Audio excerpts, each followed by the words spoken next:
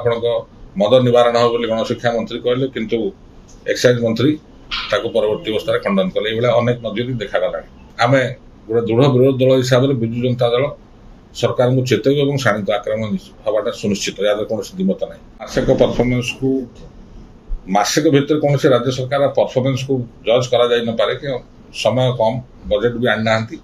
କିନ୍ତୁ ହଁ, ଗୋଟେ କଥା ସତ୍ୟ, ଅନେକ ପ୍ରତିଶ୍ରୁତି ଜନସାଧାରଣଙ୍କୁ ଦେଇଛନ୍ତି, ଅନେକ କଥା କରିବେ ବୋଲି ଜନସାଧାରଣଙ୍କୁ ବୁଝେଇଛନ୍ତି ବା କହିଛନ୍ତି, ବା ଓଡ଼ିଶାର ଜନସାଧାରଣ ତାଙ୍କୁ ନିର୍ବାଚିତ ମଧ୍ୟ କରିଛନ୍ତି। କିନ୍ତୁ ଯଦି ଆପଣ ଦେଖିବେ, ମାସେ ଭିତରେ ଅନେକ ତ୍ରୁଟି ବିଚ୍ୟୁକ୍ତି ଦେଖାଯାଉଛି।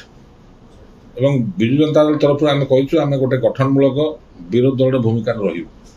ଯେହେତୁ ଆଞ୍ଚଳିକ ଦଳ ହିସାବରେ ଓଡ଼ିଶାର ପ୍ରଗତି ଆମର ଲକ୍ଷ୍ୟ, ତେଣୁକରି ସରକାର ଓଡ଼ିଶା ପ୍ରଗତି ଉପରେ ନଜର ଦିଅନ୍ତୁ ଏବଂ ସେ ପଥରେ ଚାଲନ୍ତୁ। ନିଶ୍ଚିତ ଭାବରେ ଓଡ଼ିଶା ପାଇଁ ଭଲ ହେବ।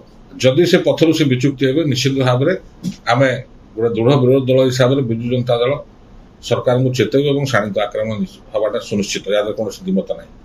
ଯଦି ଆପଣ ଆରମ୍ଭ କରିବା, ଯଦି କହିବା କଥା ହେଉଛି ଆପଣଙ୍କର ମାନ୍ୟବର ମନ୍ତ୍ରୀମାନେ, ମନ୍ତ୍ରିମଣ୍ଡଳର ମାନ୍ୟବର ମନ୍ତ୍ରୀମାନଙ୍କର ଯେଉଁ ଆଚରଣ ଉକ୍ତି, ୟା ଭିତରେ ଅନେକ ବ୍ୟତିକ୍ରମ ଦେଖାଯାଉଛି। କେଉଁ ମନ୍ତ୍ରୀ କେଉଁ କଥା କହୁଛନ୍ତି ତା ଠିକଣା ନାହିଁ। ଯେଉଁ ବିଭାଗର ମନ୍ତ୍ରୀ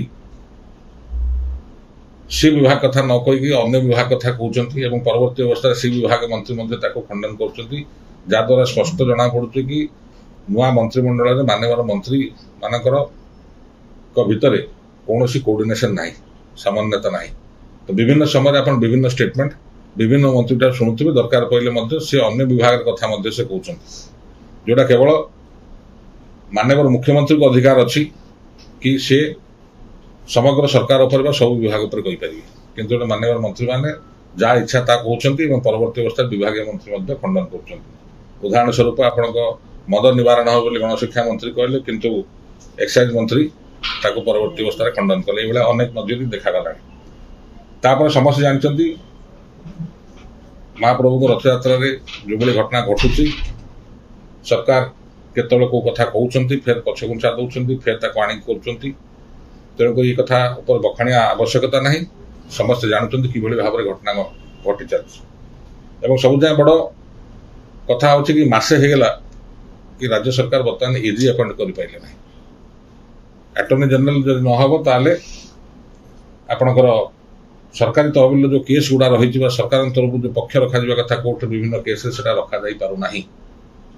କେତେଦୂର ଆପଣମାନେ ଜାଣନ୍ତୁ ମୋ କଥା ଜାଣିନି, ଗୋଟେ କେସ୍ରେ ମଧ୍ୟ 10,000 ଟଙ୍କା ଫାଇନ୍ ମଧ୍ୟ ହେଇଛି, ଯେହେତୁ ସରକାର ତରଫରୁ କେହି ପକ୍ଷ ରଖିପାରିଲେ ନାହିଁ। କାହିଁ ସରକାର ଏ ବିଷୟରେ ବିଳମ୍ବ କରୁଛନ୍ତି ମଧ୍ୟ କହିହେଉନି। ବୋଧେ ନଜିର ଅଛି କି ବୋଧେ ପ୍ରଥମ ଥର ରାଜ୍ୟ ସରକାର ଶପଥ ନେବାର ମାସେ ପର୍ଯ୍ୟନ୍ତ ମଧ୍ୟ ହେଲା ପରେ ମଧ୍ୟ ଏଜି ଏପର୍ଯ୍ୟନ୍ତ ନିଯୁକ୍ତି ଦେଇପାରିଲେ ନାହିଁ। ଠିକ୍ ସେଭଳି ଭାବରେ ଆପଣ ଦେଖିବେ, କ୍ୟାବିନେଟ୍ରେ ମଧ୍ୟ ଯେଉଁ କଥା ଆଲୋଚନା କରାଯାଉଛି, ପୁରୁଣା ବିଲ୍ ଯେଉଁଗୁଡ଼ା କି ପାରିତ ହେଇକି ଗେଜେଟ୍ ନୋଟିଫିକେସନ୍ ହେଇକି ଆପଣଙ୍କର ପାରିତ ହେଇସାରିଲା କି କାର୍ଯ୍ୟକାରୀ ହେଇସାରିଲା ପରେ ଫେର ସେଇଭଳି ଜିନିଷକୁ କ୍ୟାବିନେଟ୍ କିଭଳି ପାସ୍ କରାଯାଉଛି ଏବଂ ମାନ୍ୟବର ମୁଖ୍ୟମନ୍ତ୍ରୀ ଖୋଦ୍ ସେଟା ଗଣମାଧ୍ୟମରେ ପଢ଼ିକି କହୁଛନ୍ତି କି ଆଜିର କ୍ୟାବିନେଟ୍ ନିଷ୍ପତ୍ତି କ'ଣ, ଅତ୍ୟନ୍ତ ଦୁଃଖଦାୟକ କଥା। ତ ଏଭଳି ଅବଶ୍ୟ ନୂଆ ସରକାର ଅଛି, ଟାଇମ୍ ଲାଗିବ ସରକାରଙ୍କୁ ନିଜ କାର୍ଯ୍ୟକ୍ରମକୁ ଠିକ୍ କରିବା ପାଇଁ।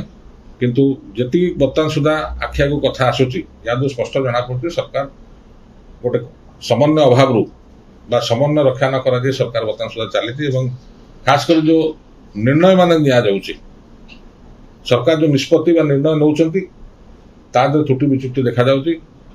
ଏବଂ ଗୋଟେ କଥା ଏମିତି ଜଣାପଡ଼ୁଛି କି ନିଷ୍ପତ୍ତି ବୋଧେ ଏଠୁ ହେଉନାହିଁ, ବୋଧେ ନେତାମାନେ ଅପେକ୍ଷା କରୁଛନ୍ତି, ମାନ୍ୟବର ମୁଖ୍ୟମନ୍ତ୍ରୀ ଅପେକ୍ଷା କରୁଛନ୍ତି କୌଣସି ନିଷ୍ପତ୍ତି ନେବା ପାଇଁ।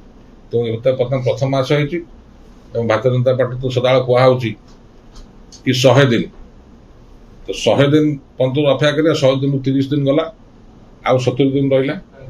ଆଗକୁ ବଜେଟ୍ ମଧ୍ୟ ଅଛି, କିଭଳି ଭାବରେ ସରକାର ତାଙ୍କ କଥାକୁ ପ୍ରତିବାଦ କରିବେ। କିନ୍ତୁ ବର୍ତ୍ତମାନ ସୁଦ୍ଧା ମାସେ ଭିତରେ ଯାହା ଦେଖାଗଲା, ସରକାରଙ୍କ ଭିତରେ ସମନ୍ୱୟତା ନାହିଁ। ସରକାରଙ୍କ ଆଚରଣ, ଉଚ୍ଚାରଣ ଏବଂ ସରକାରଙ୍କ ଯେଉଁ କର୍ତ୍ତବ୍ୟ ଭିତରେ ହେଳା ଦେଖାଯାଉଛି ଏବଂ ସମନ୍ୱୟତାର ଅଭାବ ଦେଖାଯାଉଛି।